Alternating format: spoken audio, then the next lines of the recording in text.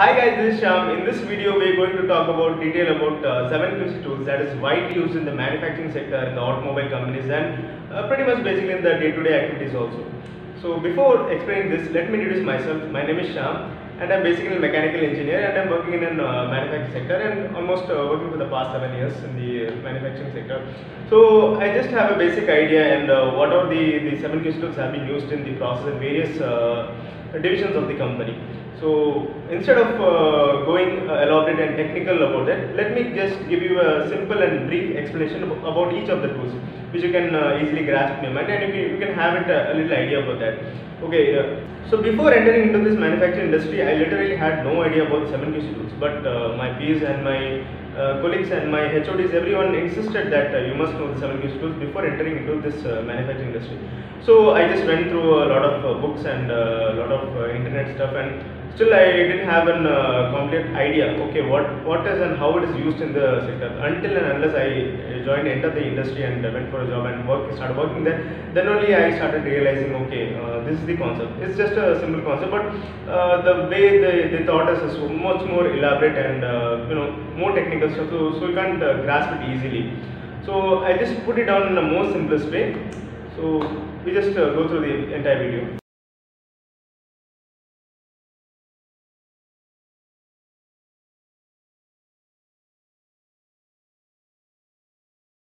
So at number 1 we have check sheets. So check sheets are basically like checkpoints. Suppose you are going out of the house and you have to check, okay, if the doors are closed and if the gas stove is on, or you have switched on the light. So like that you remember some points. Okay, we have 10 points. So these points must be checked before leaving your house. So you just put down a list and write it down on paper. And what you do is you just take it out. Okay, this has been done. This has been done. Okay, the next step I have to do is close the door and have to go out. So this is the similar case in the production industry also.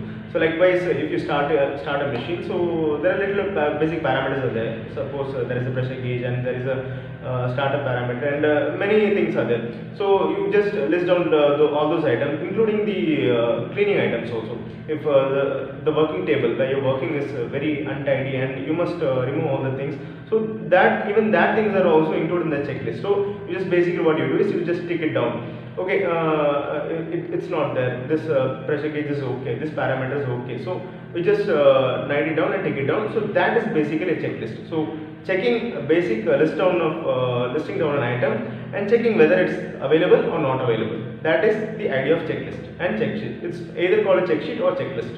So the second QC tools is called flowchart. So flowchart is basically a process flow. Suppose you are going from your home to a particular place. So what are the things you do? You take your bike and what you do, travel, and you pick up some groceries on the way, and afterwards you just go this way. And suppose you can't go through your bike, you just take a bus, and through the bus you can reach your destination. So there is a process flow. So taking a bike is a process, and picking up a grocery is a process, and getting into a bus is a process, and reaching your destination is your process. Similarly, in a manufacturing sector, we have many stages, like from where the goods has been received. So we received it and we check it, and after that we go through the process of further checking and assembly process, and after that we make a final product of that and we go for a dispatch. So all the processes are described in a flow, that each separate operation is given a separate symbol, and these symbols are indication of a separate process.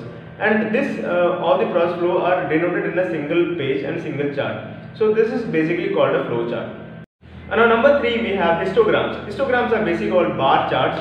So bar charts, in the sense, you must have learned your probability and statistics in your maths classes in 10th or 12th. So you must have seen what kind of bar chart. It's like basically a square shape and with an open top, and there is a representation of bar. So all the data has been represented by a bar. So that is called basically a histogram. So another example of an histogram is you can during the election results you can see which party has won the most seats. So there will be a graph representative, and the bar graph will be going up. Okay, this seat is winning, this party is winning. So the other party which has lower votes, there will be like less bar. So that bar representation is called a histogram. That is a basic outline of the day-to-day activity in our daily lives. So at number 4 we have Parental Chart. So Parental charts are widely used in the presentations and data collections of our manufacturing industry, but it's just an extended example of the bar charts. So what in the bar charts and between the Pareto diagram is the difference is it just groups the data. It's called basically there's another term for this Pareto diagram. It's called 80-20. So this 80-20 distribution, it's been shown clearly in the Pareto diagram that as the number one, the most number of defects or most number of quantity in that. Suppose an example is there. Let me take an example of our election results itself. So suppose a party has won the maximum number of seats. It's been shown in the first column, and the second one at the second leading party is shown in the second column, and likewise the third, fourth, sixth. So it's basically from ascending to descending. So that's what is a Pareto chart is. So it's basically used in data collection. After collecting the data, you have to check which is suppose there's a process running, and you have to find which is the most defected quantity. Suppose there is a lot more of defects in this process, but you have to find which is the highest number of defects. For that you can use the Pareto diagram. So you can attack the major defect first, and after that you can go for the minor one. And at number 5 we have scatter diagram. So scatter diagrams is basically a graphical representation of an x and y axis and some plot in between. So in this scatter diagram we have like 3 categories. So first category is what is called a strong positive relationship. So what is a strong positive relationship in sense means there is a quantity in the y axis and there is a quantity in the x axis. So suppose the x is rising, so x is quantity is rising. So as per the x value, the y should increase. So that is called a strong positive relationship. And the other one is called a strong negative relationship. So strong negative relationship in the sense is what? Suppose if the x value is increasing and at the path the y value is also decreasing, it's a decreasing curve, then it's called a strong negative relationship. And another third we have a no relation. The no relation, the scatter diagram will plot be like there is an xy axis, but in that between there will be a dot in everywhere, there will be a dot in all the positions, so you can find a no relation in between. So that's why it's called a no relation.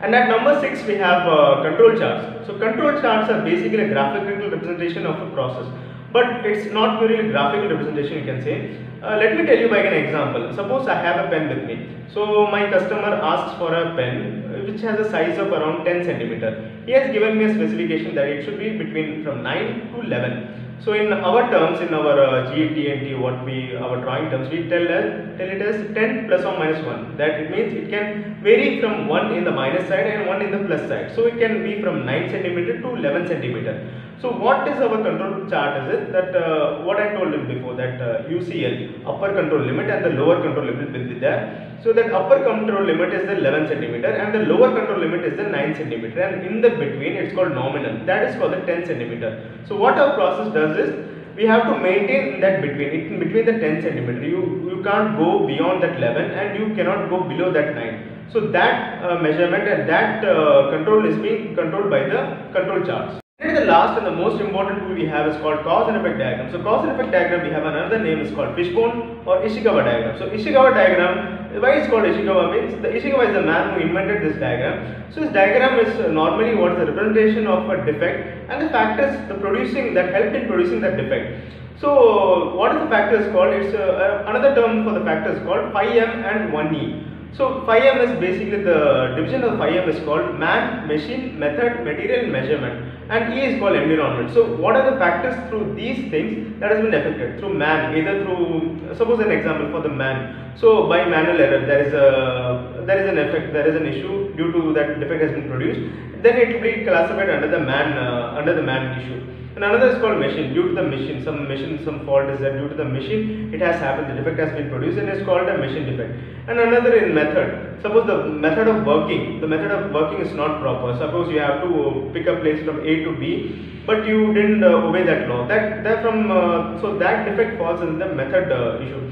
And another is called material. Some material in the sense there is some issue in the material itself. So it comes under the material problem. And the measurement is what the measurement technique. Suppose you are using a vernier caliper or a micrometer and using the measuring instrument to measure that product. And if you are not able to measure properly and you have made some error in measuring the product using that measuring equipment, so it falls under the measurement techniques. And the another one is the most important one, the environment. So environment factor in the sense is what, either there is it's very hot outside, it's very cold outside, and after that maybe some issues with the present environment of that, and everything comes under the environment. So due to that, this defect has been produced. So all these factors has what are the factors that has been contributed to produce this defect is comes under this fishbone Ichigawa or the cause and effect diagram. So that's it guys, this is the basic concept of the 7QC tools. If you have any queries regarding this and you have any doubts, please comment in the comment box. And if you want to further learn more things about that, do send me a query regarding that. I'll just explain more further in our next video. So if you really like this video, please like, and if you want to share this to your friends, you can definitely share it. And if possible, just subscribe to the channel for further more updates regarding this quality issues. Thank you guys.